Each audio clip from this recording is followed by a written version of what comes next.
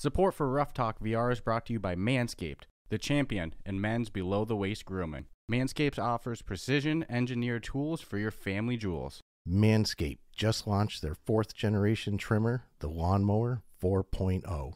You heard that right, the 4.0. Join over 4 million men worldwide who trust Manscaped with this exclusive offer for you. That's going to be 20% off and free worldwide shipping with the code RuffTalkVR, no spaces, at manscaped.com. Imagine shaving with a sleek, well-designed, and optimized trimmer that makes shaving time your favorite time in the bathroom, which is tough competition. I've been lucky enough to try the new 4.0, and I'm blown away by the performance. The craftsmanship and details on the 4.0 are next level. I remember the first time I went to go trim up my boys downtown, and I thought I could get away with using the same dull razor I use on my face. Let me tell you, I was wrong. It took a long time before I could have the confidence to go to town down there again, and I'm glad to say Manscaped has given me the confidence I need to shape my boys up pretty. Manscaped engineered the ultimate groin and body trimmer by focusing on intelligent functionality and an incredibly comfortable grooming experience. Their 4th generation trimmer features a cutting-edge ceramic blade to reduce grooming accidents thanks to their advanced skin-safe technology. I now feel confident shaving my boys. Men, if you've been shaving with the same nut trimmer on your face, you've been doing it wrong. No person wants to end up with pubes in their mouth. It's time to get your own ball hair and body trimmer with Manscaped to make me time the best time and enhance your confidence with some nice, smooth boys. Get 20% off and free shipping with the code RuffTalkVR, all one word, at manscaped.com. Your balls will thank you. Hey guys, welcome to this episode of Ruff Talk VR. Today we're talking about another App Lab game, and I think it might be the first card game we've gone over on this podcast. I believe you're correct. Yeah, so that's exciting. So yeah, this App Lab game that we're talking about today is Cards and Tankards. It's free on the App Lab Store, which I say this all the time. If this is the first time you're hearing this, you're going, what in the world is App Lab? It's kind of like a secret hidden store on Hidden gem. Yeah, hidden gem. So many good games on the App Lab Store, but it's for games that haven't gone through the full Oculus Store approval. So they're there, but they're not on the official store. They're kind of like hidden away. You can find them by typing in the name, perfect into the search bar, or you can just go online, type in, Oculus Quest App Lab games, and there's a bunch of great directories online. But yeah, these are on the store, just not the official store. It's kind of a little weird. You'll click on. Some are games in development, and some are abandoned projects that were started, and some are all betas, and there's a lot of demos. And it's like, we always tell people, if you've never been to App Lab, go there. You could spend hours looking at all the shit you could pick up. Yeah, absolutely. So the one we're talking about, like I said, Cards and Tankards. It's a free trading card game on the App Lab Store. Which, real quick, I'm not going to lie, because we've seen this game forever on App Lab, and we didn't pick it up till a little while ago. And one of the reasons for me was because it was free. Yeah, I didn't, when you see something free, you have, how good can it be if they're giving it away for free? So I always really went out of my way to not get this game. Isn't it funny the way the human brain works? It's like you would think that free would make you go to it instantly. Yeah, not always the case. If this had $4.99, I probably would have gotten it, half a year ago. Yeah, the human brain is funny. And to be honest with you, if I ever saw this on the official Oculus Quest store, which I hope one day it is, I think I would actually prefer to see it with a price tag, just because free trading card game on the official Quest store, this game would get overrun with little kids.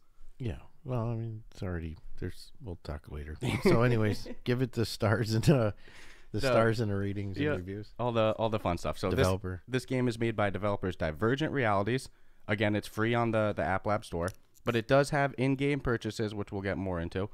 It's currently rocking 332 ratings with 216 written reviews and a 4.6 total overall. Yep. Not bad for an App Lab game. No, I mean, getting reviews on any game is a struggle, as is podcast. So if you want to review the podcast and leave us 5 stars, that'd be awesome. And I mean, we've even been guilty of it. We've had to go back and be like, oh shit, we still got some reviews we have to write for games that we've actually reviewed. So to get 216 written reviews. Yeah, which App Lab we're used to seeing 20. Yeah, 12. 20. Yeah. So it almost adds me that, why isn't this on the store? Because it's already proven itself. Yeah, so we've talked to developers before and we'll be like, developers for games that are on App Lab, and we're like, do you have any insight of what it takes to get onto the official store? They always say no idea, but we've heard you just need a lot of ratings and reviews. Then you'll see an example like this, a lot of ratings and reviews, high overall. Yeah, Whoa. high overall, but it's got about 7% of, in the buckets, which almost makes me think you either love it or hate it type of thing. When I see close to like 10% of people who look like, worst thing I ever did, like shit, that kind of counteracts the higher percentages. Yeah. So I think it's a love it or hate it. This is a game that I know has been out for, about a year, and it's gone through some updates. So was it July of 2021, I think? Yep. So you got to also wonder how many of those negative reviews were June, sorry. Yeah, no worries. How many of those negative reviews were the first Early. couple months? Yeah. Always the case. Versus us, we hopped into it a couple months ago, Yeah. and it's like we're loving it, but we're getting a much more finished product than maybe somebody. Most somebody definitely. right off the bat. And that's also one of the struggles we have reviewing games that are brand new, because sometimes you jump on it and you want to review it, but that, out of fairness to the game, let some bugs get worked out and shit. But this one's been around, so yeah, we were blessed to not, I guess, blessed and cursed, because Yeah. it would have been nice to have been there from the beginning and watch the progression of this game as it's evolved. But it's my understanding it's still evolving. Yeah, there's some rumors of some more factions and stuff like that, but that's rumors. But nonetheless, so you load into this game. Rumors aren't always bad, but No, okay. Rumors are rumors, but nonetheless. So you load into the game. They have you do a quick little tutorial where they'll teach you about the game, which is very similar to when we reviewed Catan. I finished the little tutorial that they give you, and I I have no idea what's going on, but like most board games, card games, just dive into it, and you'll figure it out pretty quickly. So watch the tutorial. Then there's like a little AI you can play against. I recommend doing a couple rounds with them just to get the feel of it. It's an easy AI. Yeah, they say it's easy AI, and it's definitely easy. Yeah. So it's a perfect AI to learn against. And I'm just going to say that I'm not familiar with all these table card games that people play. I know the names of them, and I know there's hundreds of different games you can play, but I've never played them because I don't know how. And I don't want to sit around a group of 10 people or 4 people and not know what the fuck I'm doing. Yeah, and get laughed at for whatever foolish move you're making. Or yeah, you always got to assume there's one jerk in every crowd, and you want to learn something. It's like, I know people play that Magic game a lot and shit, and I know your sister does. So it's like, I've never played it, and partly because I don't know how, and I don't want to make an ass of myself trying to learn. So to be able to play against, a computer or with you, and we both get to learn and figure it out, man, that is so much better than, and I hate saying it, but it's better than in real life. Yeah, no, I agree 100%. And so, example, you don't know a game, and you're playing with a group of people. You go do a move. It's like, no, man, that's illegal. You can't do that. Or no, not at this moment. And then people know you. Like, all right, now I know he's got. It'd be like playing poker and showing your cards. Yeah, but in a game like this, if you go to do a mechanic that's not the proper time or anything like that, you just can't do it. Yeah, or if you make a mistake, you'll. And I'm telling you, I mean, and you know it to be true. I'm a slow learner with this type of game. It's like you were schooling me left and right in this. You just like caught on quicker to the whole. How the hell do you play it? It's a card game. With different. So I was confused. I won't lie, but because I was able to play with you, and you kind of like let me win. Mm-hmm. That's when I had that like light bulb moment. Yeah, that epiphany. But we've kind of skipped around a little bit about how this game actually works. It's a trading card game. So think if you've ever played any, or if you haven't, you have a deck of cards, and there's different cards with different effects. Pretty straightforward. You get to pick from 3 different factions for your deck. There's a plundering guild, a dungeon master guild or faction, and then I like the name of this one a lot, the Monsters' Rights Association. So you pick a main primary guild right off the start, after the tutorial, and it'll give you a starting deck for that primary guild. But then you can edit it, and you can even pick a secondary guild for your deck. And you can have, I think as many decks as you want. Don't quote me on that. I know you have 5 decks. Yeah, I have 5. I don't want to say as many decks as you want because I'm sure there's somebody who's like, nope, you can only have 99 decks. Trust me. But you can have a pretty good amount of decks. But yeah, so once you get your starting deck, you'll unlock more cards by actually playing the game. Example, after you play a match, you'll get a little bit of coins and they'll give you some cards. And then when you get enough coins, you can go buy a booster pack for your decks. So then you get even more cards. And then from there, you can, edit your deck however you want. But there's 3 different, main starting factions, and each one has their own little caveat. Like example, so the Dungeon Master, it's probably actually my least favorite because of this, but you have like a main leader piece always out that has some health and attack, and it has some special effects. The Plunderers Guild has like an extra gameplay mechanic, which we'll get more into, but there's coins with the Plundering Guild. So you can spend coins to add extra effects to your cards in the Plundering Guild. And the Monsters' Rights Association, they're just all monster-based cards. So you can mix and match your guild as much as you want. And you have the neutrals. Yeah, and then there's some neutral cards as well, which they don't belong to any specific faction, and any faction can use them. So when you get a deck, you get to pick your primary faction, and then you can pick a secondary faction for it as well. But whatever your secondary faction is, you can only have 10 cards of that faction in your deck. So example, if you're like a Plunderers Guild for your primary, and then you pick your secondary faction as Monsters' Rights, you could have, there's 40 cards in a deck. You could have 30, up to 30, Plunderers Guild and 10 Monsters' Rights if you want. Yeah, but where the variables get thrown in is you also have spell cards. So you have a starting deck of, and what I liked is they give you a really decent starting deck. Mm-hmm. Like, you don't have to go edit it right off the top. No, you can actually, because like you said, when you play, you get rewards for playing, and if you win, you always get new cards to add to your. So you see real quick, if you were to edit from day one, you'd be editing every time you played it because you just keep getting cards. And they let you sell your extras as well, so you can get some gold coin for, like, if you get duplicates of cards you don't want. No, the game, I'm telling you, no experience with these type of games, and I love the shit out of this. Yeah, and it sounds, as I'm like going through and I'm trying to explain all the factions, the elements, I'm almost struggling a little bit because it sounds so complex as I'm trying to explain it. But then you play a couple rounds and it makes sense. That's why I say, like, you finish the tutorial little intro that they give you and you do have no idea what's going on. Don't quit. Don't give up. It's going to make a lot of sense after 10 minutes. If you give it 10 minutes and just play with the AI a couple times. Go, at the end of the day, it's wicked simple.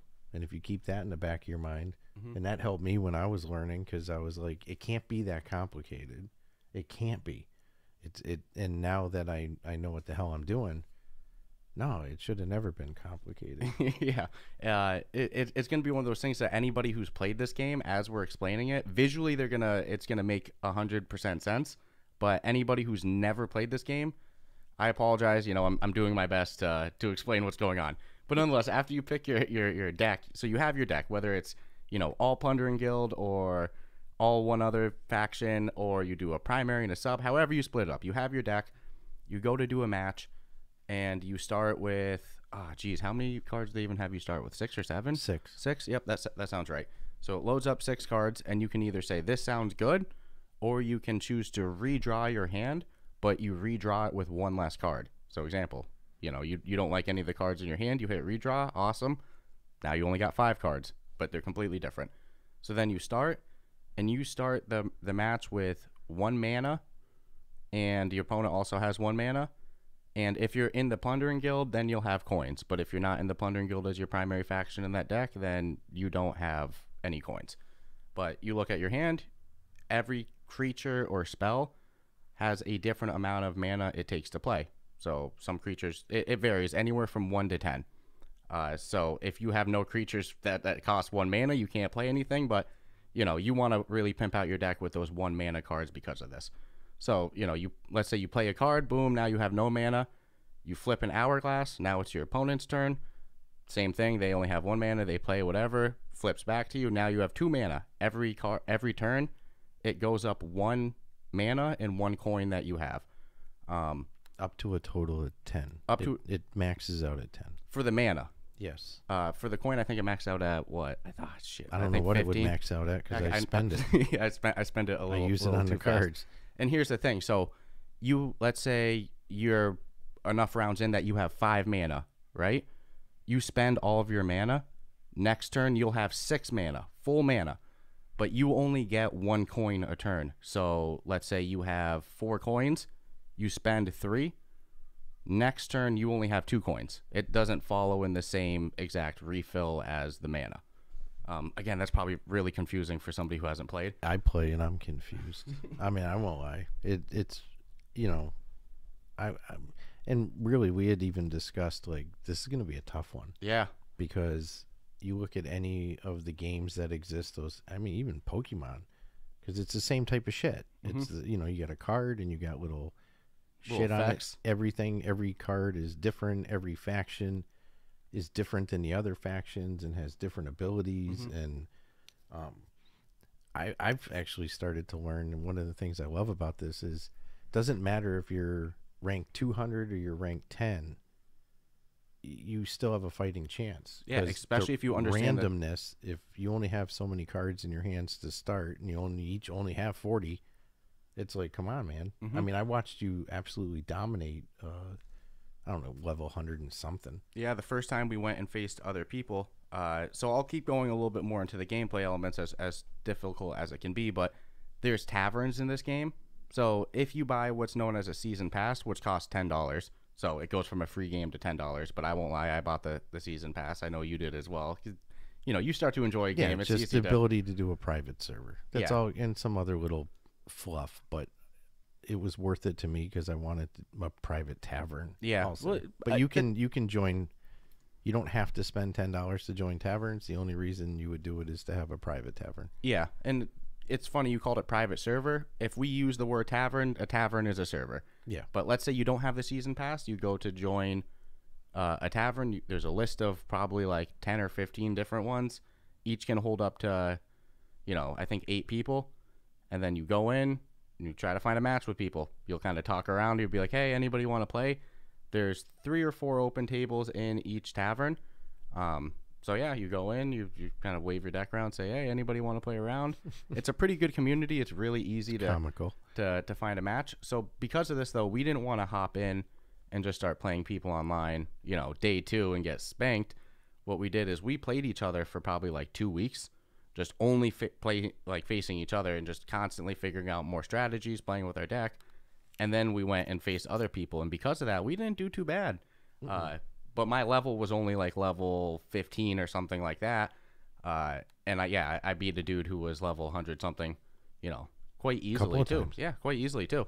And it's because of that. A lot of this is how you draw that first 6 cards. If you have your deck pimped out with a bunch of high level, strong cards that all take 7 mana to play, and you draw nothing but, you know, 6, 7 costing manas right off the top, it's going to be 6 card turns till you can play anything, you know? I mean, granted, you draw a new card every turn too, but... Yeah, and they give you... Some of the spells let you steal cards from your opponent, either cards right out of their hand, like copy cards. Yeah. Or take it from ones that are in the dead pile. It's like there's a lot of strategy. Oh, no doubt. A ton of strategy. So just to go back a little bit to the gameplay element, and again, we're struggling with it. There's the concept of the game is to reduce your opponent's health to 0, and both people start with 30 health. So there's creature cards and spell cards. The creature card both take mana to play, you know, and when you play a creature card, it'll have an attack amount and a health amount. So let's say you play a creature that has 2 attack and 2 health, and now you move it to attack your opponent, and it hits their opponent. Because it had 2 attack, it takes away 2 health from your opponent, their total health. Yep, but then there are spells you can use to buff certain cards so that defensively they're stronger. And again, at this point, that's where some of the strategy comes in. That's kind of my biggest weak point, is knowing all individual shit you can do. Like, Yeah, so my deck is very creature heavy. I think I have like 32 creatures, 37, 33 creatures, something like that, and only 7, 8 spells at the most. And most of my spells are example. It'll be like do 2 damage to a creature and then gain 1 coin. Or if you kill the creature, oh, the fireball. Yeah, yep, the fireball one.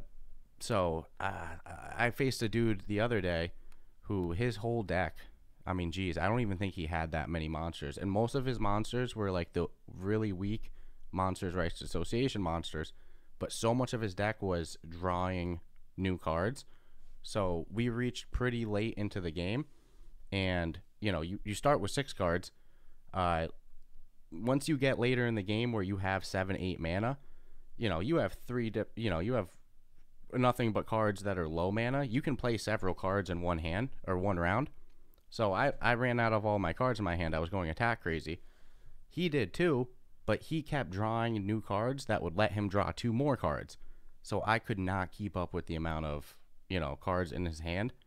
And I just got schooled off of nothing but, level 1 monsters. In spell cards? In spell cards, yeah. And he didn't even have that many of them. It's just he was able to keep drawing more. I was like, wow, this is a really weak spot in my strategy. I'm very attack heavy, nothing but creatures and, spells that do damage. And I got really exposed. Yeah, no, I do I think I got a shit ton of 1 and 2 mana cards. Mm-hmm. Maybe 6 or 5 higher level ones. And then the spells are either, copy a card from someone's deck or like their hand or the fireball one that does the damage. But pretty much, I don't think I have any of the... Any cards that make you... Any spell cards that make you draw extra? No, and no. It's but it's a good strategy. My factions are always... I don't do the Dungeon Master one at all. I usually do the Plundering Guild, the Monsters' Rights, and then... throw some neutrals in. Yeah, I think maybe I got 3 or 4 neutrals. Yeah, I like some of the neutral cards because some of the neutral... But I also got like five decks, dude. Mm-hmm. So it's like I got a little crazy going, well, let me try this deck. Let me try putting this one together.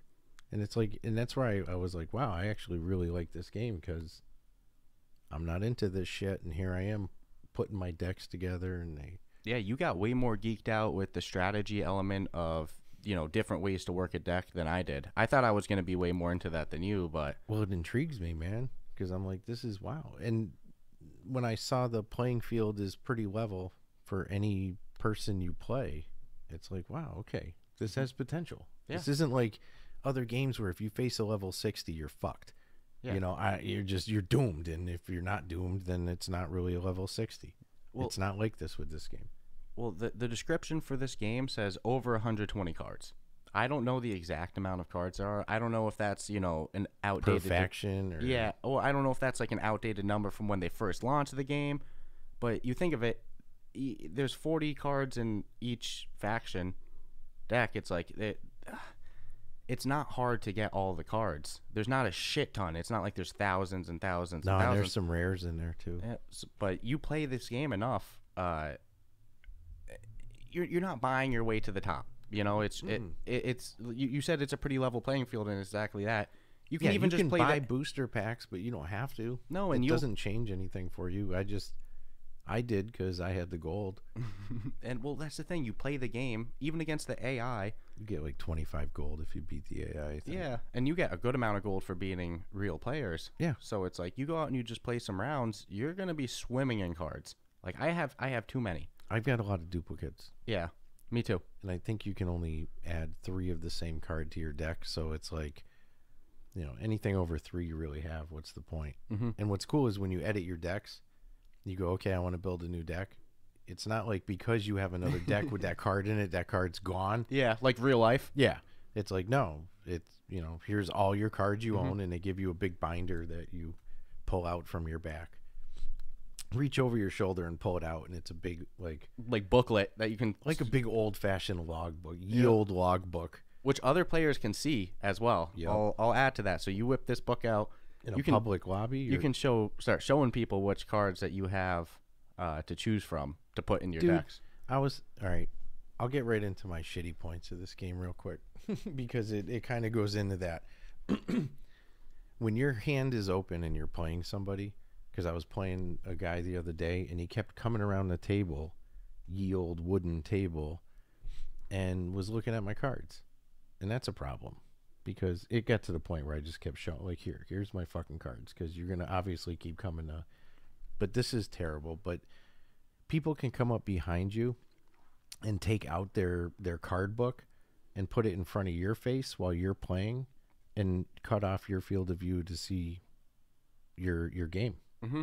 No, yeah, people can come up to you and mess with you, which and it happens. Luckily, there's not too much toxicity in the game that it doesn't happen a bunch, but Not it can verbal, happen. Not verbal toxicity, but Yeah. I watched the dude fuck with you when you were playing. I'm Yeah. like, are you kidding me, man? Well, it's like just for a second, but it doesn't happen a lot. No, but there's some people who have gotten it pretty hard. It's unfortunate that the potential for it to exist, because it's kind of luck of the draw. I mean, I can imagine that there's some people who've walked into some taverns that are nothing but, you know, immature people, and they're just messing around with everybody, not letting anybody play a game.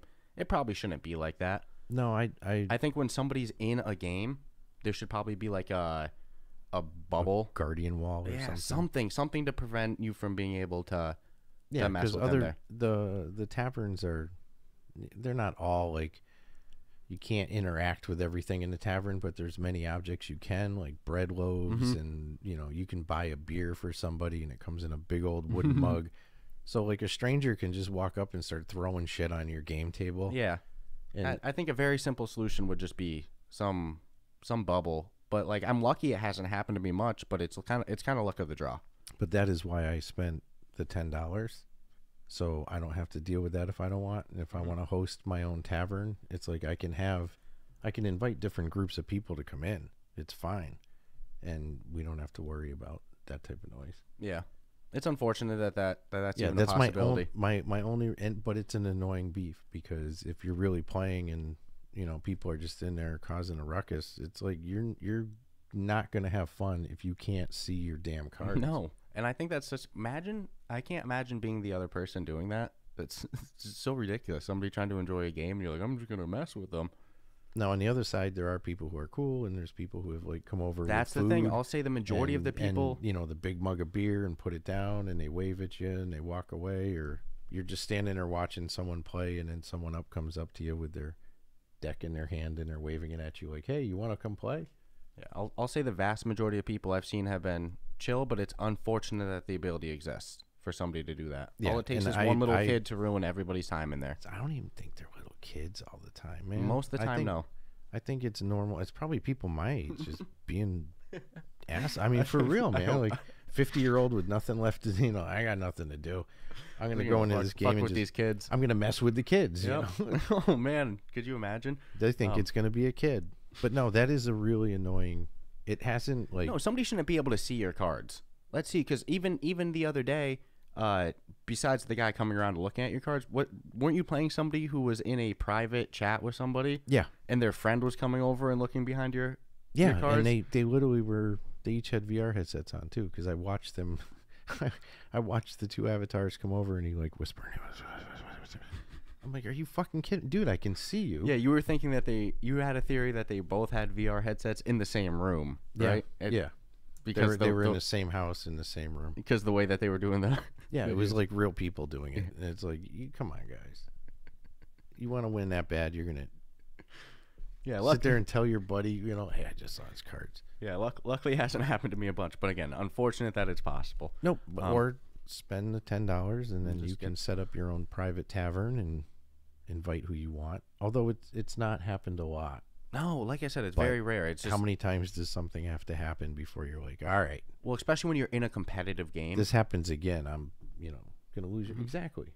And here's the thing. So for your turns, there's an hourglass that I mentioned that you flip over to end your turn. Yeah.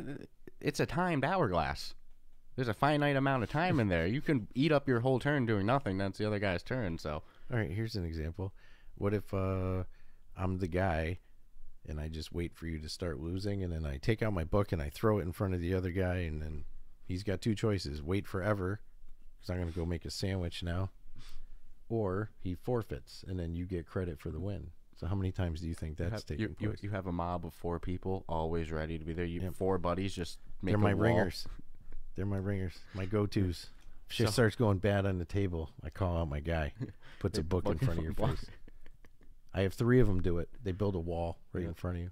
Too funny. Right in front of your cards. But no, that's a huge turnoff, and I wish it would be fixed. Both the don't let people be able to fuck with people when you're playing the game because you're trying to have fun. Mm-hmm.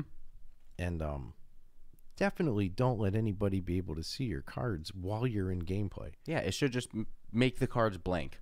As far as the opening the book in a public server and people being able to see it, I've seen high-level players actually teaching that's low-level useful. players, like, hey, here's my cards. And, you know, I thought that was really cool. Mm-hmm. There's a lot of people willing to help you if you do have questions or you don't have the situation we have where we can actually play with each other to learn. You know, if you go in there blind, I see level 1s all the time. Yeah, and it's a very welcoming community where people, exactly what you said, they'll open up the book, and here's the thing, this is where an example where being able to see the cards is nice, where they'll come around and they'll be like, see, I have this card, you have, like, now I'm going to do this, but easy solution to that is just do ranked and unranked matches. Mm-hmm.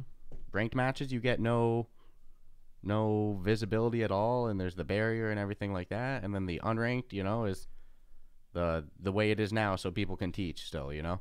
Yeah, no, the community's not bad. It's just that 1 in every 10 that thinks it's funny to mess with someone when they're, you know, if that happened in real life, they'd be picking freaking teeth off the floor, right? I mean, you can't go up to someone's card game and just start putting shit in front of the people's faces. Waving the hands in front. Yeah, I don't mind hi, you know, like, hey, wave hi. Oh, hey, how you doing?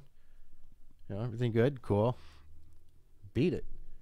You know, I'm playing a game. I mean, I'm right across from the guy I'm playing. I'm glad you brought bread and beer. I appreciate it.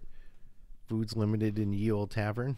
Hey, I'll get back to a couple more gameplay elements in just a second, but I got one more beef. If you play this game, right, and you're about to get beat, and somebody hands you a beer because they're about to beat you, don't throw a fit with it. I was about to school on this guy the other day, and I bought him a beer because he was losing next turn, you know, so I was like, good game, bought him a beer. He took the beer, and he went, bro, I hate you. Across the table. He was like, I hate you. Threw it. I was like, oh, man, that was one of the limited examples of a toxic player. Well, he was one of those players that talks the whole time he plays too. Yeah, narrated himself. Oh man, you're annoying me. I'm gonna watch what I do now, and then your guy would do shit and you'd kill him. Too funny. Yep, it was weird, man. So, another little gameplay thing that I didn't really go over. You know, each player has a turn, but let's say I have a creature on the board, and I go to attack you. I kind of like move it up, and it's in an attack phase. Then I end my turn. There's almost like a sub-turn where now, you know, the defender gets to move some pieces around and choose how they want to defend. I don't even think I can really explain it anymore, though, because I would tell somebody, if you like trading card games, just hop in, play a couple rounds, and you're going to figure it out pretty quickly. I sadly can't say, hey, if you love Magic, you'll love this. Yeah, not enough experience with it. I have no experience. So my card playing experience, other than when you guys were real little and watching you play Pokemon, which was probably your own rules anyways, not like how it was supposed to be played, and I didn't know because I didn't play. All I have to go by is this card game, and if they're all kind of similar like that, then that's actually kind of good to know. Yeah, I don't know. I had a blast with it. I don't usually like these type of games in real life. I think the last one, you joke Pokemon, but I played Yu-Gi-Oh for a while too as a little kid. I remember that. Okay, I remember Yu-Gi-Oh. But I never really got too much into like Magic the Gathering either, and it's unfortunate. And I think part of it was always like, I don't want to keep track of all the cards, building the decks, learning the rules with like other people. The same exact thing you said before. It was always enough of an obstacle to keep me away. Versus VR, it's, you know, you can play with an AI, you can play with randoms from the comfort. I don't know. It's easier to hop in and learn. When you play like the real card games and shit, is everyone kind of responsible for their own, like, you know, I'm playing this card, I play this creature card, and it took 2 of your health, and now it's like, how's that all documented? Yeah, usually people do pen and paper with it to track it. Every person who plays has like a notepad, and yeah. So, example, you have 30 health to start. You'll be like, all right, cross out. Now you got 28. Damn, man, Yeah, Okay. playing in VR is way easier. Just having the UI right there, being able to see you have 30 health, Yeah, you don't have to do any. 2 mana, tracking the mana. You make a good point. Playing this game in a non-VR fashion would be so annoying to keep track of how much mana you have, how many or how much gold you have. I need somebody to tell me how how does this game compare to like real card games and compare like as far as gameplay goes. Like, oh no, that's pretty much how they all are. Like the whole, because I've heard other people while playing the game in the taverns be like explaining it to newbies and shit. Like, oh no, it's mana based, and well, you know what mana is, and of course the person's like, yeah, I know what mana is. I'm like, wow, okay, so is mana part of almost every card game to a degree? Is there like some sort of mana element to it? I mean, I don't know. So, but they thank God for VR. I never in my life would have played this. No, and I've actually fallen in love with it. Like I've had a blast. And you brought up Katana. Same shit with Katana. Katana, you mean Catan? Catan. Yeah, Catan. Yeah, right. The sword fighting game? Yeah, the sword fighting game. No, Catan, the board game. Never in my life would I have played that. No friggin' way. No, but in VR it's like, all right, you can learn. Yeah, you can get over the hump. And again, it's like you can actually learn. So you don't have to keep track of all the stats. Yeah, and again, it's like there's no making a move that's against the rules or anything like that. The system doesn't let you. There's no keeping track of your cards. No, and they clearly tell you what every creature ability is, because it shows up on this, boom, nice and big, like a poster size of this is what it is, this is what it can do. Yeah. I know. Dude, I'm in love with this game. Yeah, I had a blast. And absolutely in love with it. I have a fear with this episode that people who really like this game are going to hear us try to explain the gameplay and be like, what in the fuck did these guys just try to butcher? But it's a complicated game, like, on the surface. But once you hop into it, I don't know. It's very easy to learn. Yeah, if you gave yourself 10, 15 minutes to just play the AI, I mean, if people have played card games before, which a lot of people have, I mean, they'll probably learn a lot quicker than I did. Well, okay, so you referenced what happened, early in the podcast, but yeah, we loaded up and played. I faced the AI like twice. I had a good understanding of the gameplay mechanics, but I didn't understand too much customizing decks and stuff yet. But I understood how to play, especially with the Plundering Guild with the gold, and you get to add effects to your cards with the gold. Yeah. Made 100% sense to me. So I beat you probably like 2 or 3 times. Pretty easily. Good. And then, dude, so I'll say this isn't just in this example. In this game, you cannot play with your food. If there's an opportunity to end an opponent, end them, because the game can change fast. Yeah. I didn't let you win. I let you stay alive 1 turn. I could have ended it, and instead of ending it, I just didn't attack, and I let you come back. And I could see... the way you started playing, I could see the light bulb go off. That was that minute that it did go off. Yep. You completely understood it, and you ended up beating me that round. And I didn't let you win. I just let you stay alive that 1 turn too long. Yeah, you were salty. And then you're like, give me 5 minutes. And I see you, fucking playing with the deck, moving your hands all around, and you're like, oh, dude, I think I got this deck. I'm like, all right, let's see. And you beat me the next 2 days in a row. It's not that you beat me the next 2 times or whatever. You beat me the next 2 days we played this game in a row. I didn't win a match against you. But I was only using my default Plundering Guild deck. And I was like, all right, dude, this guy he figured something out with the decks. So I started a whole new deck from scratch. I named it the Stratus Killer. I'm like, all right, I see some cards that you were using that I didn't have in my deck, but I see them available in my list of cards. So I'm like, I definitely got to use that one. I'm playing around. I'm like, all right, I got this. We go and rematch, and I think I beat you the next like 2 or 3 times in a row. Then you make another deck. You start beating me again. And then from there, it's just 50-50, and we're just bouncing back and forth. But it was really cool to see just how quickly we figured it out. And once we figured it out, how we just snowballed. We were hooked. Yeah, and once that moment went off, I'm not gonna lie, I was getting a little salty playing, because I'm like, man, I'm just getting my ass beat. How can I be this stupid? I don't understand. I'm like the only person on earth that can't play a fucking card game. And then, like, I had that moment, and I'm like, oh, this isn't hard at all. I think it's just because the cards have pictures and shit on them and stuff and numbers and attacks and healths and buffers and debuffs and spells. It just all seems so overwhelming. But once it connects, it's like, oh yeah, game changer. That's why I made the other deck. But now the other day we played, and this was interesting because I use my, I just call it killer or some shit. And I used that deck, and I beat you pretty substantially. And we played again. I used the same exact deck, and I got beat real bad. So it's like strategy versus chance and luck.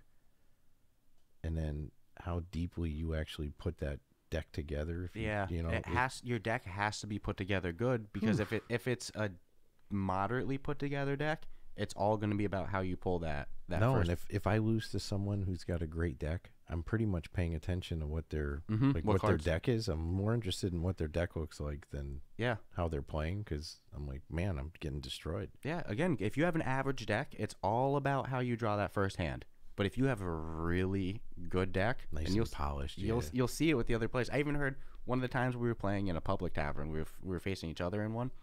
I was hearing a really high level player helping a new player, and he was like, he's like, you lost because you have nothing but these high level mana cards. He's like, he opened up his book. He's like, I have nothing but like ones. He's like, I got like 25 cards that are all level 1 to 3 mana. And I don't know if that's a good strategy in the long run. You know, there's some high level players that would probably disagree with that or whatever, but that's just what this guy was saying.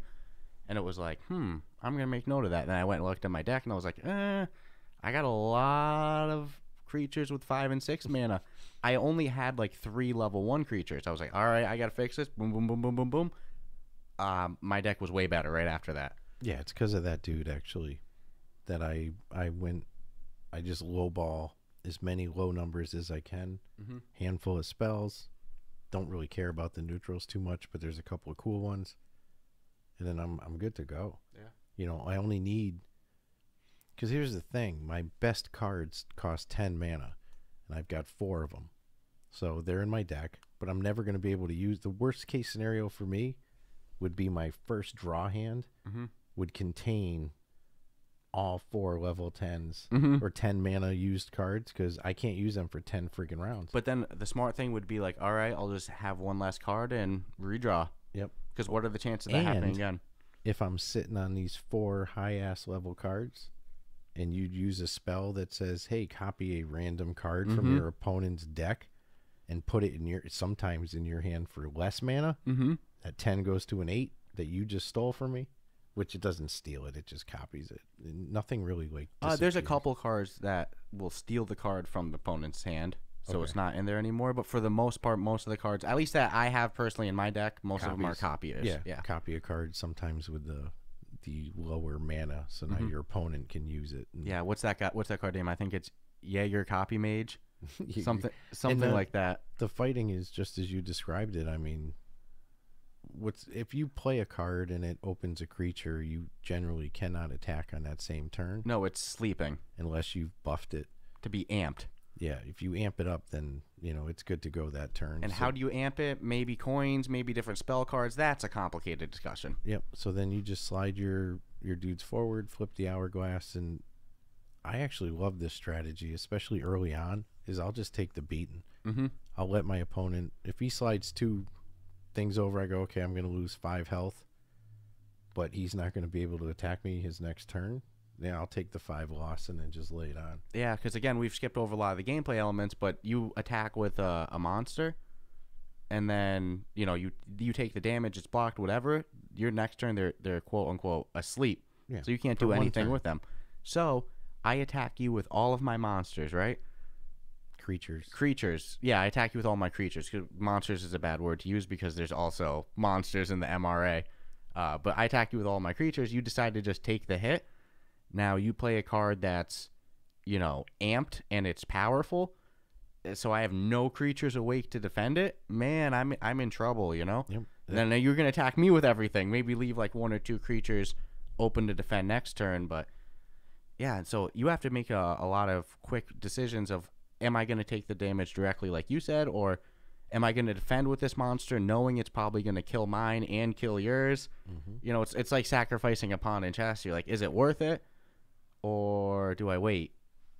And I think the beauty, too, is like what works for me won't work for the next guy, and what works for the next guy won't work for the next guy. It's like you get to develop your own play style, and you're all on the same play field.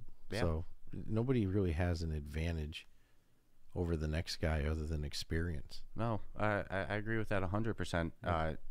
It's So it's like you don't have to listen to somebody go, oh, no, dude, you shouldn't have done that. It's like, well, screw you. Yeah. I wanted to do that, and it's my deck, and it's my strategy. It's like playing, when you said chess, it's like there's some people who they're just defensive. They go for it the minute they can, or offensive. The same as the ultimate. There's no one way to do it.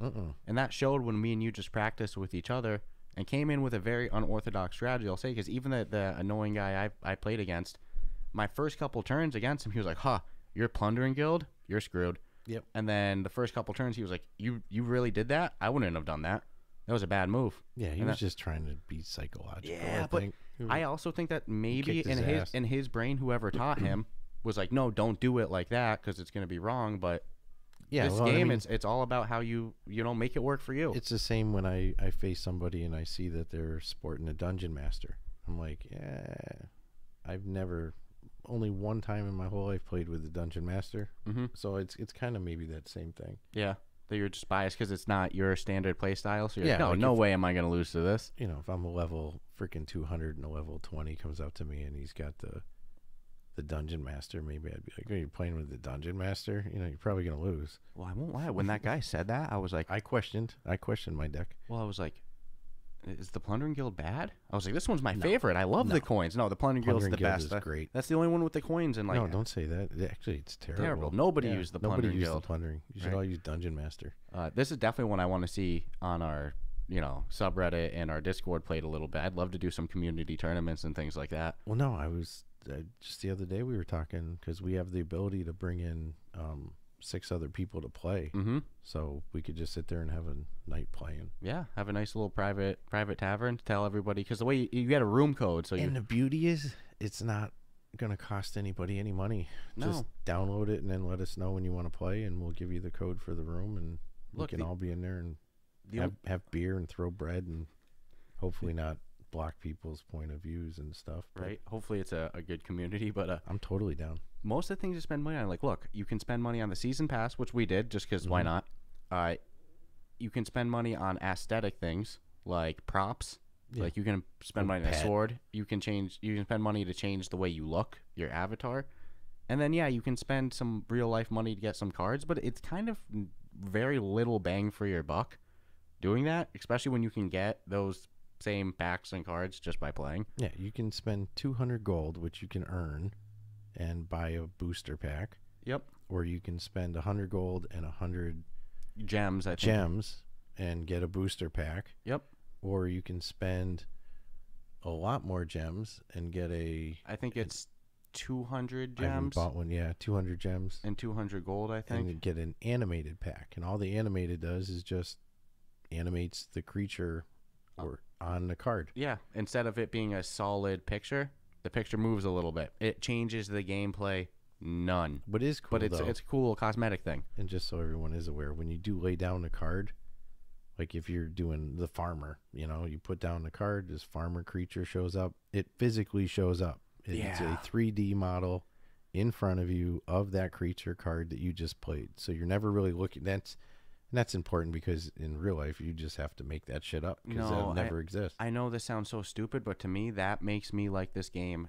It's easier to get into the game. Well, yeah, because it's like, dude, it's your army, man. It's your creature. Yeah, 100%. No, that's wicked important to know. It's not just laying the cards and then the computer does the math. No, it's like you lay the card and even when you use like the one you like, the fireball to take two health from one of the dudes, and then some adjacent health next to him. When you see the person reach over, you hear the little click, and then you physically see a fireball hit the player, and then in some spells do residual damage to the ones next to it as well. No, that's huge. We didn't really touch on that earlier, but the visual representation of the cards is freaking cool. Yeah, because you lay the card and then it comes to life. It's like, okay, this is cool. I like this. I think anybody who ever played a card game growing up, This like is that, what you want. yeah, that right? was always your dream, So Same thing with Dungeons and Dragons. Yeah. Same exact thing. If you could make that board come to life, not in a full like, oh, I'm in it, like old school Doom and shit. It's like, no, like tabletop. Yeah. You roll the dice and shit happens and whatever. I'd be totally down. Yeah, no, the visual representations in VR is huge. I think VR takes every bad element away from board games and card games and keeps all the good elements, and even, it eliminates any limitation. Humna. Humna. I didn't know if you were stroking. Yeah, just a little bit, All right, let's wrap this one up. Yeah, let's get into our final thoughts. This is one I'll just say it's free, so you have nothing to lose but time. Yeah, and maybe 40 megabytes of space, something like that. It's a very small download. Yep. So 4 categories. We have gameplay, aesthetics, functionality, and replayability, each rated on a scale of 1 to 25, with the total of the 4 categories making the final score. For gameplay, I'll start with this. I'll say 25. I love the gameplay. To me, I can't really think of anything to improve on it besides maybe more factions, more cards. But I kind of get the feeling that that's just going to come in the future. I mean, like, built-in tournaments would be cool. But for a free game, for a free trading card game, they knock it out of the park. I got to give them 25 on gameplay. Aesthetics, I'm going to give them a 20. It's nothing pretty by any means. It's not ugly either, but it's just not knock you out of the parks. It's very basic level graphics. I'm trying to think of an equivalency, but yeah, it just looks basic for aesthetics, but it's not too bad either. But I'm just going to give them a 20 on it. There's nothing like overly pixelated, but it's not knock your socks off. Functionality, I'm going to give them a 15. Just because the issues we talked about earlier with the fact that anybody can mess with your game, I won't take that away from gameplay, but that's absolutely a functionality issue. That should not be the case.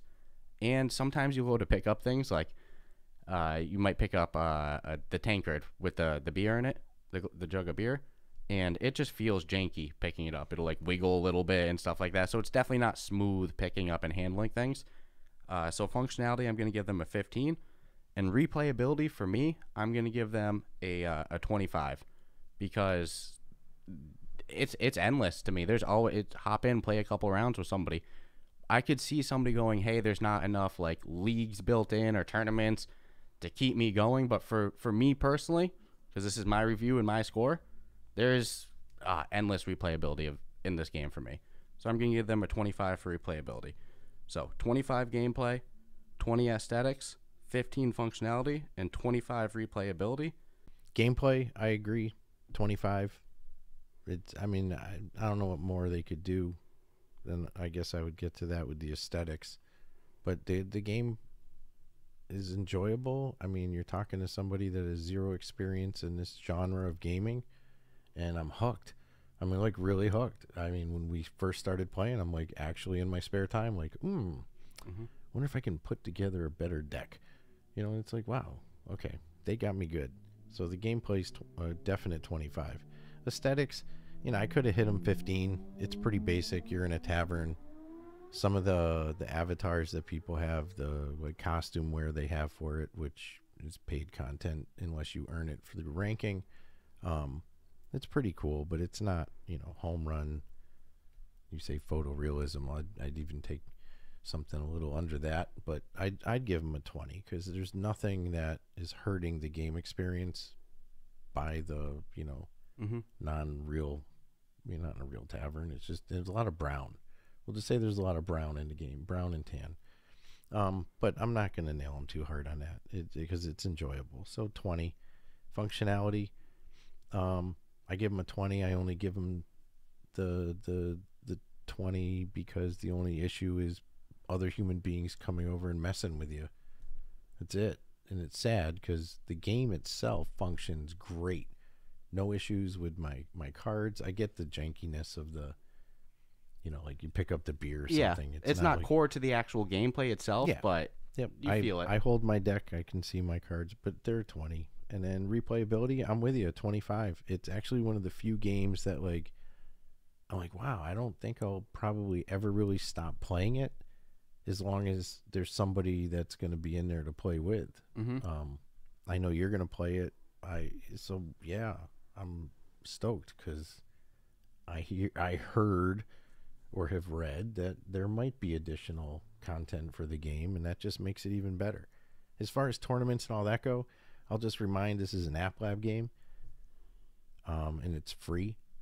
If this hit the store, then yeah, I'd like to see definitely the things you mentioned should be included in this game because, you know, hopefully they could charge something for it. I mean, dude, not for nothing. It's a $10 game all day long. If you just put it on the thing and got rid of the pay $10 to have your own private tavern, just boom, everyone gets a private tavern. Just sell the game for $10. And I think if it was on the official store, I'd rather see it that way too, just to keep off the swarm of little people kids. Are going to go in there and just create havoc and then bail and have no intent in playing. But no, it's a legit game, and I hope more people come out with these kind of games so I can experience it at a different, you know, I can see the similarities for myself. That'd be nice. Yeah. I think for anybody who's always been on the fence with trading card games, and there's always been, just like me and you, something to keep you away, I think this is a great one to hop in. Like you said, it's free. It's free. Yeah, you have nothing to lose but time. Yep. And like I joked, 40 megabytes. So. And mine was a 90. Yeah. I did hit 90. Was yours 90? 85. I knew it. Perfect. So that's awesome. Other than that, I hope you guys enjoyed this episode, and check you out next week. Take care.